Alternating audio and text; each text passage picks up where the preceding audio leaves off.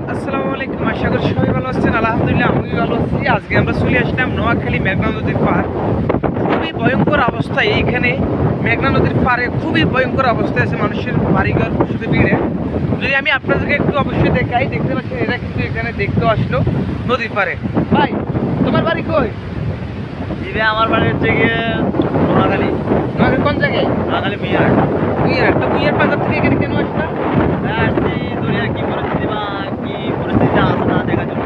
দেখার জন্য। হ্যাঁ, কি মনে হয় মুইয়ার বাজার বা আমাদের রেণু বাজার কি টিকবে নাকি? আমার থেকে মনে হচ্ছে না ভাইয়া, বুয়ার ভাঙে কিনা জানি না, কিন্তু কলকাতা ঠিক না আমার থেকে মনে হচ্ছে। অবস্থা খুবই খারাপ। হ্যাঁ, অবস্থা খুবই বিশেষ করে আপনারা অবশ্যই মেঘনার পারে আসলে বলতে পারবেন যে আমার পিছনে যে সড়কটি দেখতে পাচ্ছেন এটি হলো আপনার বুমিন বাজার থেকে সেই জনতা বাজারের সড়ক এবং প্রায় বুমিন বাজারের পাশে একদম বুমিন বাজার থেকে খারাইলে আপনার মেঘনা নদীর উত্তাল ঢেউটা কিন্তু দেখা যায়। এই হারে যেভাবে নদী ভাঙতেছে আমরা সবাই সুবর্ণচরবাসী সবাই একতা হইতে হবে, নদীর বিরুদ্ধে উঠে দাঁড়াতে হবে। যে হারে আজকে বুমিন বাজার ভাঙতেছে কিছুদিন পর আমাদের সুবর্ণচর ঢুকে যাবে। বুমিন বাজার পুড়ে যাওয়া মানে আমাদের সুবর্ণচর শেষ।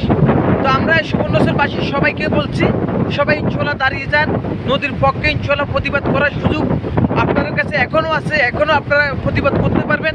আমাদের জেলা মহোদয় উদ্দেশ্য বলতেছি, আমাদের প্রশাসন বাহিনীর উদ্দেশ্য বলতেছি, আপনারা দ্রুত আমাদের এটা বাস্তবে করতে পারেন।